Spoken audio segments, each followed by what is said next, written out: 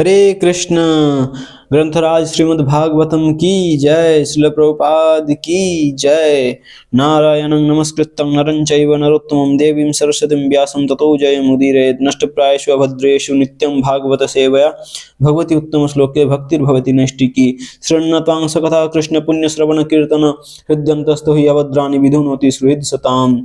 नमो विष्णुपादाय कृष्णपृष्ठाय भूतले श्रीमते भक्तिवेदांत स्वामिनीति नाम्ने नमस्ते सरस्वती देवे गौरवाणी प्रचारिणे निर्विशेष शून्यवादी पाश्चात्य देशतारिणे। श्रील प्रभुपाद की जय।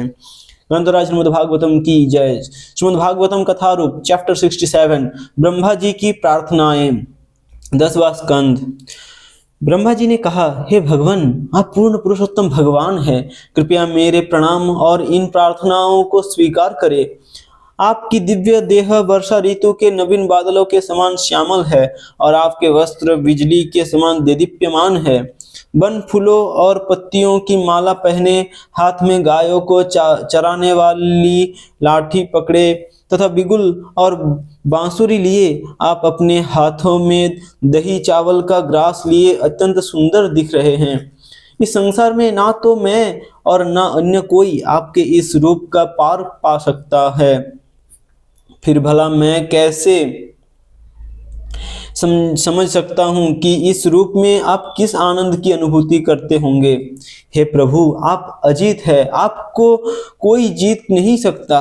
परंतु जो व्यक्ति ज्ञान पद्धति द्वारा आपको समझने का प्रयास ना करके पूरी तरह से शुद्ध भक्तों द्वारा गाए गए आपके नाम रूप गुण एवं लीलाओं के श्रवण एवं कीर्तन का आश्रय लेता है, वो निश्चित ही आपको जीत लेता है।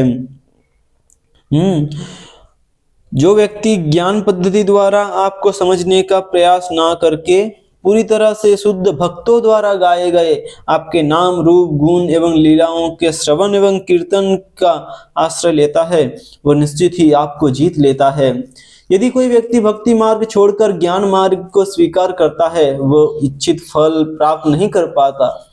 ऐसा व्यक्ति गेहूं निकाले जा चुके भूसे को पीटने वाले व्यक्ति के समान केवल कष्टों को ही बटोरता है।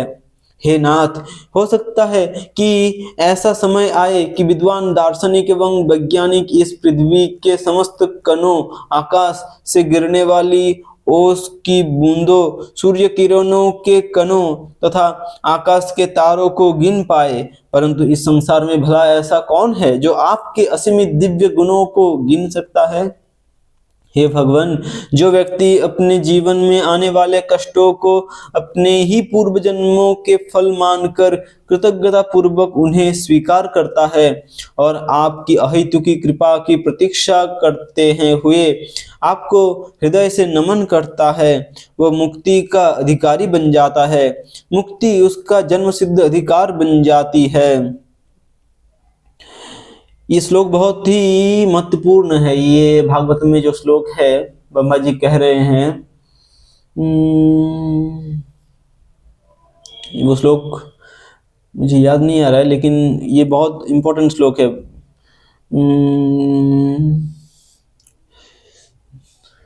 याद नहीं आ रहा है, जो भी हो। ये श्लोक में ब्रह्मा जी भगवान को कह रहे हैं कि हे भगवान, जो व्यक्ति अपने जीवन में आने वाले कष्टों को अपने ही पूर्व जन्मों का फल मानकर कृतज्ञता पूर्वक उन्हें स्वीकार करता है और आपकी अहेतुकी कृपा की प्रतीक्षा करते हुए आपको हृदय से नमन करता है, वह मुक्ति के अधिकारी बन जाता है। मुक्ति उसका जन्मसिद्ध अधिकार बन जाती है।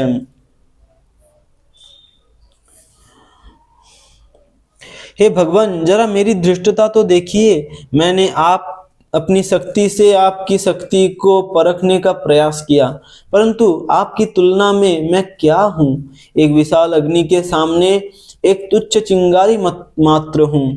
कृपया मेरा अपराध क्षमा करें। मेरा जन्म रजोगुण से हुआ है और इसलिए मैं स्वयं को स्वतंत्र ईश्वर मानता हूँ।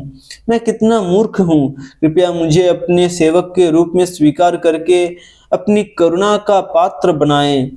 मेरा अस्तित्व कितना तुच्छ है। मैं केवल सात हाथ जितना लंबा एक प्राणी हूँ और भौतिक तत्व से बने घड़े जैसे इस ब्रह्मांड में कैद हूँ। और आपकी क्या महिमा है। आपके रोमकूपों से उसी प्रकार असंख्य ब्रह्मांड बाहर निकलते रहते हैं, जिस प्रकार खुली खिड़की से बालू के कण अंदर बाहर आते जाते रहते हैं। हे प्रभु, जब गर्भस्थ शिशु अपनी माता को पैर से ठोकर मारता है, तो क्या माता इसका बुरा मानती है? क्या इस सृष्टि में ऐसा कुछ है जो आपके उदर के बाहर है? जब संपूर्ण सृष्टि प्रलयंकारी जल में निमग्न होती है, तो उस समय जल में लेटे आपके अंश श्री नारायण की नाभि से एक कमल पुष्प प्रकट होता है। उसी कमल पर मैं जन्म लेता हूँ। इस दृष्टि से क्या मैं आपका पुत्र नहीं हुआ? हे भगवान, जिस व्यक्ति को आपके चरण कमलों की लेस मात्र भी कृपा प्राप्त हुई है, वह आपकी महानता को समझ सकता है। इसलिए मेरी यही प्रार्थना है कि मुझे इस अथवा अगले जन्म में आपके महान भक्तों में गिने जाने का सौभाग्य प्राप्त हो। वृंदावन की गोपियों और गायें कितनी सौभाग्यशाली है कि आपने अपने बच्चों एवं बछड़ों का रूप लेकर उनका दूध पिया। नंद महाराज और सब ग्वाले कितने भाग्यशाली है कि परम सत्य स्वयं उनका बंधु बना बैठा है। मेरी यही कामना है कि मैं इस गोकुल महावन में घास बनकर जन्म लूं, जिससे मुझे यहाँ के निवासियों की चरण धूलि अपने सिर पर धारण करने का सौभाग्य प्राप्त हो सके।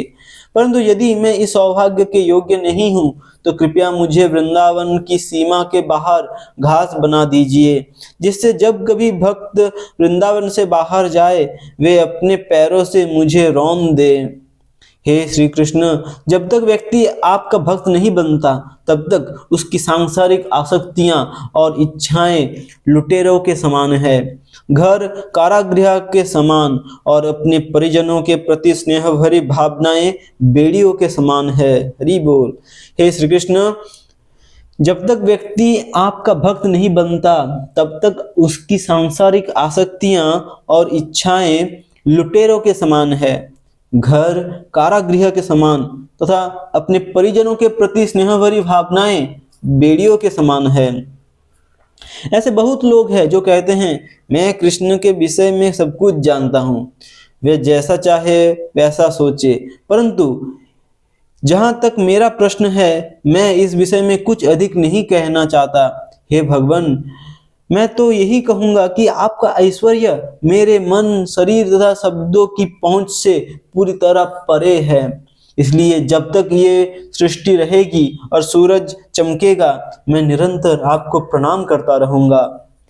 प्रार्थनाएं करने के बाद भगवान की अनुमति लेकर ब्रह्मा जी ने उनकी 3 परिक्रमा लगाई और उनके चरणों में पुनः नमन किया। ब्रह्मा जी के जाने के बाद कृष्ण ने अपने बछड़ों को लिया और ठीक 1 वर्ष पूर्व की भांति उन्हें जमुना तट पर ले आए, जहां उनके मित्र भोजन करते हुए उनकी प्रतीक्षा कर रहे थे। श्री सनातन गोस्वामी टीका करते हैं कि वे ग्वाल बाल और बछड़े पूरे 1 वर्ष तक जमुना के तट पर ही रहे। वास्तव में ब्रह्मा जी उन बच्चों और बछड़ों को नहीं ले गए थे। भगवान की माया शक्ति के प्रभाव से बच्चों और बछड़ों को काल बीतने का किंचित भी आभास नहीं हुआ, और ना ही उन्हें भूख प्यास लगी। ना तो वृंदावनवासी और ना ही ब्रह्मा जी इस बात को समझ सके, और जब पुनः कृष्ण की इच्छा हुई तो सब कुछ पहले जैसा हो गया। ब्रह्मा जी द्वारा की गई प्रार्थनाओं को सुनकर श्री कृष्ण शांत थे। यद्यपि श्री कृष्ण पूर्ण पुरुषोत्तम भगवान है, परंतु फिर भी वे वृंदावन में एक साधारण ग्वाले के रूप में प्रकट हुए थे। इसलिए वे सोचने लगे, अरे ये चतुर्भुज ब्रह्मा जी यहाँ कहाँ से आ गए? वे यहाँ क्या कर रहे हैं? मैं अपने बछड़ों को चराने में व्यस्त हूँ, परंतु ये ब्रह्मा जी क्या क्या बोल रहे हैं? तभी मित्रों ने उन्हें आवाज लगाकर कहा तभी कृष्ण के मित्रों ने उन्हें आवाज लगाकर कहा, अरे कृष्ण, तुम बहुत शीघ्र लौट आए। हमने तो 1-2 ग्रास भोजन भी पूरा नहीं किया। आओ और बैठकर निर्विघ्न अपना भोजन करो। मुस्कुराते हुए श्री कृष्ण बैठ गए और अपने मित्रों के साथ भोजन करने लगे। बाद में जब वे घर लौटे रहे थे तो कृष्ण ने उन्हें मृत अघासुर की सूख चुकी चमड़ी दिखाई। कृष्ण ने अपनी बांसुरी बजाई और एक एक बछड़े को नाम लेकर पुकारा। उनके यश का गान करते हुए ग्वाल वालों ने संपूर्ण विश्व को पवित्र कर दिया। अपने गांव वृंदावन पहुंचने पर वे गाने लगे, आज कृष्ण ने एक बहुत बड़े अजगर का वध किया है। यद्यपि उन बातों को एक वर्ष बीत चुका था, वे इस प्रकार सुना रहे थे मानो वो घटना आज ही हुई थी। महाराज परीक्षित ने पूछा, परंतु ये कैसे संभव हुआ कि गोपियों के हृदय में कृष्ण के प्रति अपने पुत्रों से अधिक स्नेह था? गोपियों के हृदय में कृष्ण के प्रति अपने पुत्रों से अधिक स्नेह था। सुखदेव गोस्वामी ने उत्तर दिया, हे राजन, प्रत्येक प्राणी को स्वयं अपने आप अथवा अपनी आत्मा से सर्वाधिक प्रेम होता है। आत्मा से प्रेम होने के कारण ही व्यक्ति को बच्चों अथवा संपत्ति से प्रेम होता है। वस्तुतः ये सब वस्तुएं आत्मा का ही विस्तारित रूप होती है। देखा गया है कि कई बार लोग अपने देश अथवा परिवार के लिए अपना बलिदान कर देते हैं, परंतु वास्तव में वे अपने मिथ्या अहंकार को संतुष्ट करने के लिए ऐसा करते हैं। दूसरी ओर देखा जाता है कि कई बार माता अपने गर्भ में ही शिशु की हत्या कर देती है अथवा बड़े होने पर बच्चे झंझट से बचने के लिए अपने वृद्ध माता पिता को वृद्धाश्रम में भेज देते हैं। सुखदेव गोस्वामी ने आगे कहा, जो लोग अपने शरीर को ही आत्मा मानते हैं वे अपने शरीर से जुड़ी हुई वस्तुओं को कभी भी अपने शरीर से अधिक महत्व नहीं देते। जो लोग अपने शरीर को ही आत्मा मानते हैं वे अपने शरीर से जुड़ी हुई वस्तुओं को कभी भी अपने शरीर से अधिक महत्व नहीं देते। यहाँ तक कि जब शरीर वृद्ध और जर्जर हो जाता है फिर भी वो किसी न किसी प्रकार शरीर को बनाए रखना चाहता है। बद्धजीव अपने शरीर को सर्वाधिक महत्वपूर्ण मानता है और उसकी संतुष्टि के लिए संपूर्ण संसार को भी दांव पर लगाने से नहीं हिचकिचाता।